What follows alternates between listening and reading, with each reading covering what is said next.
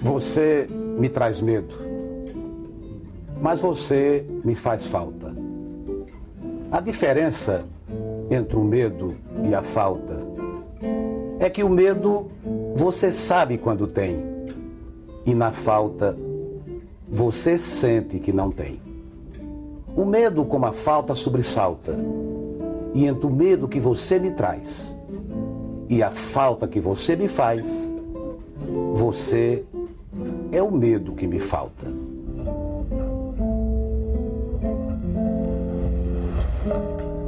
Ronaldo Cunha Lima, o poeta, o homem preocupado com a cultura brasileira, preocupado com as coisas do Nordeste. Nós vamos conversar não com o senador Ronaldo Cunha Lima, um político de sucesso, governador da Paraíba, 2 vezes prefeito de Campina Grande, e um homem que é, acima de tudo, um interessado nas coisas do Brasil. O Ronaldo tem uma história muito interessante. Quando ainda mais jovem, ele foi participante do programa O Céu e o Limite e respondeu sobre Augusto dos Anjos. Foi uma experiência interessante, né, Ronaldo? Essa de destrinchar para os brasileiros a vida de Augusto dos Anjos. Você já havia pesquisado muito? Você foi naquele momento que você começou a procurar informações? Você desde jovem vinha trabalhando? Mesquita, eu muito jovem, eu ainda estudante do curso ginasial, eu fui eleito presidente de um grêmio literário que tinha o nome de Augusto dos Anjos. Eu achei por um dever natural ler a obra, a poesia. E ao me deparar com aquela poesia exótica, aqueles versos esdrúxulos, aquela terminologia difícil, eu achei que aquilo poderia ajudar o processo mnemônico e eu passar a gravar as poesias de Augusto dos Anjos. E lentamente eu comecei a ler os seus sonetos, me impressionei com o primeiro soneto do livro, que realmente é fantástico, e descobri que naquele primeiro soneto, no mínimo 10 ou 12 ou 15 expressões eu não conhecia. E poucas pessoas conheciam, porque as pessoas a quem eu consultava não sabiam o que era Fitautepe, não sabiam o que era Rig Veda. E essas palavras que eu estava usando, que alguns anos usava. Então comecei a gravar, a decorar. E quando surgiu o programa O Céu Limite, eu me inscrevi para responder sobre a sua obra, sobre a sua poesia e sobre a sua vida. E foi um momento realmente fascinante, porque a partir dali eu senti que a nível, a juventude que desconhecia a poesia de Augusto dos Anjos, começou a se interessar. E com o mesmo fenômeno, Mesquita, porque a poesia de Augusto é difícil, poucas pessoas entendem, mas todos gostam. Hoje, nas novelas, aqui e ali, a gente vê trechos da poesia de Augusto dos Anjos. E se alguém me pergunta, você sabe a tradução dessa poesia, o significado da sua mensagem? Eu digo, não. Por exemplo, quando ele abre o livro, diz: consulto Fitautepe, leio o obsoleto Rig Veda, e ante obrastar não me consolo, o inconsciente me assombra e eu nele rolo, com eólia frudo a mata inquieto. Assista agora a morte do inseto, a todos os fenômenos do solo, que parecem realizar de polo a polo o ideal de Maximano de Mileto. No hierático, aerópago heterogêneo das ideias, percorro como um gênio, desde a alma de Haeckel, alma cenobial, rasgo dos mundos o velar espesso, e em tudo igual a Goethe reconheço o império da substância universal. Então essa poesia esdrúxula que me levou a esse fascínio pela vida e pela obra do extraordinário poeta. Ronaldo, você tem uma obra poética, né? Você é um romântico. Nós estamos aqui com a sua parte das suas criações, da sua poesia. Você declamou um poema, parte de um poema. Como é que você se inspira? O que é que leva você a criar? Olha, a poesia é feita de instantes, né? Esse poema, por exemplo, que você... É um poema? É um poema. Qual é a inspiração dele? Cada poema tem a sua história e tem seu momento e a sua peculiaridade. a criatividade da poesia, ela se associa à própria emoção e à vivência do poeta. Há coisas que se guardam. Eu costumo dizer, na intimidade dos amigos, que eu tenho um poema que estão comigo há 20 anos e de repente eles brotam. Porque foi uma emoção vivida, guardada, recolhida e somente rebentada tempo depois. Este poema, por exemplo, é um fragmento de um instante vivido há muitos anos e que de repente ele se libertou para ganhar outro universo. O medo que estava escondido e a falta que era sentida se juntaram em um determinado momento da vida para compor este pouco de paisagem que ia refletir nessa emoção que eu transmito no verso. Ronaldo, a política é uma atividade dura. As pessoas não sabem quanto é duro fazer política, quanto de sacrifício, né, de luta existe na política. Você vê, como é que você concilia a atividade política que é dura, a disputa pelo poder, o interesse em resolver problemas para a população, com a sua atividade parlamentar, você foi governador, prefeito. Como é que você concilia poesia, e você é um poeta de uma grande criatividade, com a atividade política? Tem romantismo na política? Existe poesia na política? Olha, Vicente, eu acho que existe uma espécie de simbiose. Há uma troca, uma permuta entre as duas atividades. O poeta recorre ao político quando ele necessita ser mais racional. E o político precisa do poeta para ser mais emocional. Eles se completam e eu, desde quando fui vereador, que adotei na linguagem, na comunicação, a poesia. Eu consultei naquele tempo, eram poucos dos marqueteiros, quase não existia. Mas eu consultei um amigo se eu poderia fazer comício rimando. E ele disse, olha, eu acho isso fantástico, porque poucos conseguirão fazer. E eu me lembro que na primeira campanha de vereador eu já fiz comício rimando. E a partir daí, como eu gostava da poesia popular, dos poetas de feira, dos improvisos, eu também adotei essa sistemática na poesia. Eu me lembro que quando assumi o governo do Estado, um poeta, meu amigo Luiz Nunes, que é inclusive do Tribunal de Contas, ele disse, como se sente o poeta no poder? E eu disse, sem poder, sem poeta. Ronaldo, você tem uma preocupação muito grande, um interesse com o país, a cultura do país. Você fez um discurso que até hoje repercute muito, onde você fala sobre a invasão, né, de expressões estrangeiras na língua portuguesa, avassaladora a invasão. Essa sua manifestação, ela é uma manifestação onde você tem alguma coisa contra o estrangeirismo, ou você está defendendo a língua portuguesa pelo que ela tem de belo, de poético, de romântico? A língua portuguesa é o primeiro patrimônio cultural do nosso povo. Em segundo lugar, eu fui professor de português.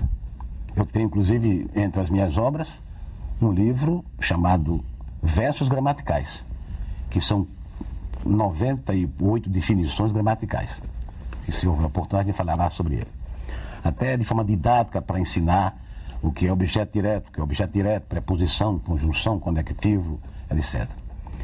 E, como professor de português, eu fui advertido por um artigo do presidente da Academia de Letras, advertindo sobre os solecismos, os erros grosseiros no nosso linguajar, no nosso falar, no nosso escrever.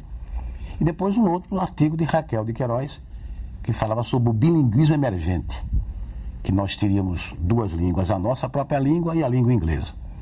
E eu passei a me lembrar que, quando estudante, meu professor de português falava sobre estrangeirismos, você se reportou agora, e falava sobre galicismos. Eu não sabia o que era galicismo, e ele foi explicar que as palavras que vinham da França e que se incorporaram ao nosso idioma passavam a ser palavras portuguesas, e até eu citei no meu discurso quando as palavras francesas se incorporaram, e hoje são, aí está aí, abajur, né? Chofé, filé, toalete, etc. E com o tempo, a língua inglesa, a francesa foi perdendo um pouco a influência nas demais línguas e a inglesa foi invadindo. E eu disse, eu não sou contra estrangeirismos, eu me preocupo em preservar a nossa língua de modo a que não seja modismo falar palavras inglesas no nosso cotidiano. Então eu citei que isso preocupava, até a França adotou agora, pelo seu parlamento, uma lei disciplinando o uso da língua francesa, coisa que nós podíamos bem fazer aqui. Os estabelecimentos comerciais hoje estão abusando dos nomes ingleses. E então eu disse que eu poderia contar o meu dia a dia, meu cotidiano, e poucas pessoas iriam notar, até os companheiros do Senado, os colegas do Senado, notar que eu ia falar em inglês na maioria dos tempos. Eu não sei se me lembro, mas eu disse, eu fui ao freezer, abri uma Coca Diet, saí cantarolando um jingle, até ligar meu disc play para ouvir a música New Age. Precisava de um relax, porque meu check-up acusava estresse, e eu dei um time para ler meu best-seller no livro do meu flat.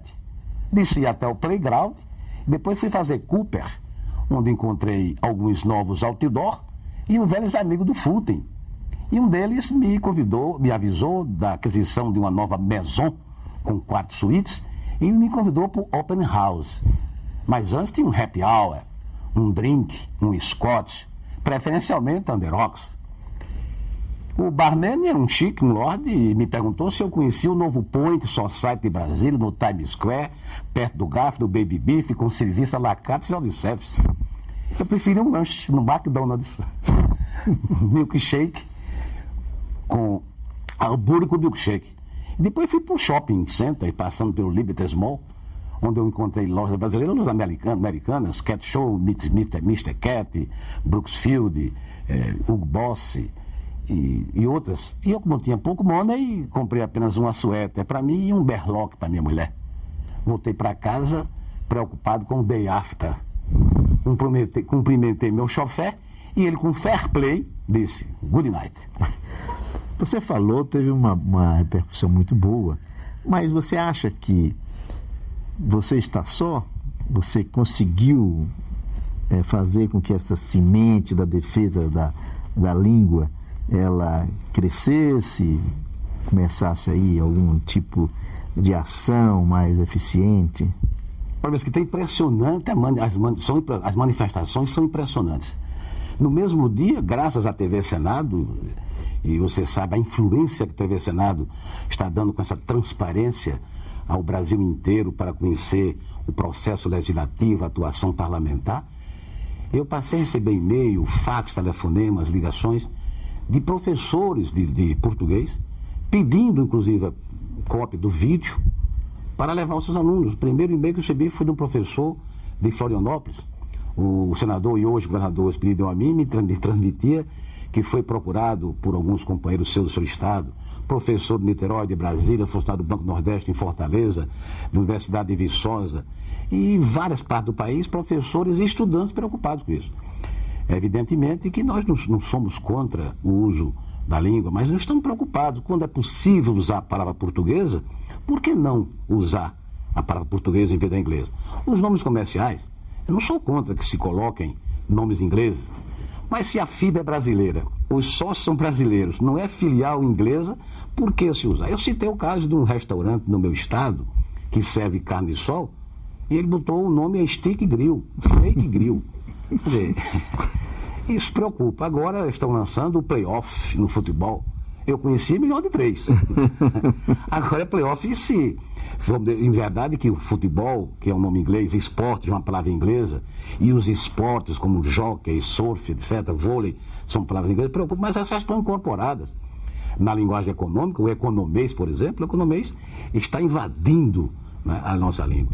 E o pior é que na informática vem os neologismos, criação de palavras novas. Por exemplo, quando você quer dizer que quer esquecer uma mulher, você diz que vai deletar. Então, isso realmente nos preocupa. Ronaldo, você tem um trabalho muito interessante, né? Que é esse aqui, é o habeas pinho, né? É. Que é um habeas corpus que você fez. Isso aqui existiu mesmo? Fala um pouco aí sobre isso. Existiu. Esse fato ocorreu em Campina Grande. Eu era recém-formado e fui procurado por um boêmio, um exímio tocador de violão, seresteiro, me informando que fora preso e autuado em flagrante, e que o delegado, insensível, havia ficado com o seu violão e mandado o processo para a justiça e o violão junto como processo, como a prova do crime, perturbação do sossego público. Ele pagou a fiança e queria de volta o seu violão, já que ele vivia do violão. Era um seresteiro, tocava as suas serenadas, as suas músicas. E o processo tinha ido para o cartório. E eu fui procurar o juiz, que era o doutor Arthur Moura, que posteriormente foi desembargador e presidente do Tribunal de Justiça da Paraíba, professor de Direito. E ele me disse: olha, Ronaldo, o réu é um boêmio. O instrumento do crime é um violão. E o advogado é um poeta. Isso dá verso. Se você me pedir rimando, eu libero o violão. Se não pedir, eu não libero.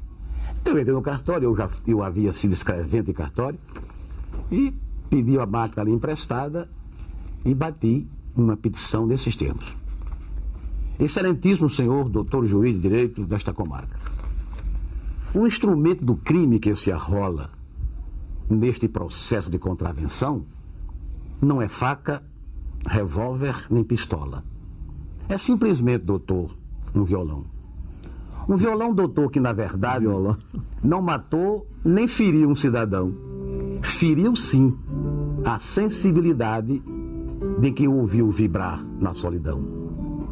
O violão é sempre uma ternura, instrumento de amor e de saudade. O crime a ele nunca se mistura e não existe entre os dois afinidade. O violão é próprio dos cantores, dos menestréis de alma enternecida, que cantam as mágoas que povoam a vida e sufocam as suas próprias dores. O violão é música e é canção. É sentimento, é vida, é alegria, é pureza, néctar que extasia, é adorno espiritual do coração.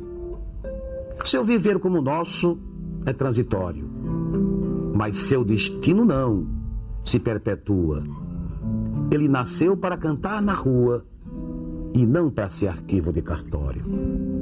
Mande soltá-lo pelo amor da noite, que se sente vazia em suas horas, para que volte a sentir o terno açoite de suas cordas leves e sonoras.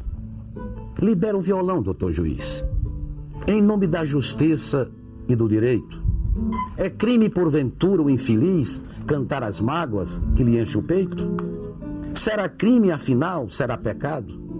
Será delito de tão vis horrores perambular na rua um desgraçado derramando na praça suas dores? É o apelo que aqui lhe dirigimos, na certeza do seu acolhimento. Juntada desta, aos autos nós pedimos e pedimos também deferimento. E o doutor Arthur, o juiz, despachou para que eu não carregue remorso no coração, determino que se entregue ao seu dono violão. A invasão de termos estrangeiros tem sido tão intensa que ninguém estranharia se eu fizesse aqui o seguinte relato do meu cotidiano. Fui ao freezer, abri uma Coca Diet, saí cantarolando um jingle, enquanto ligava meu display para ouvir uma música New Age. Precisava de relax, meu check-up indicava estresse, eu dei um time e fui ler um best-seller no living do meu flat.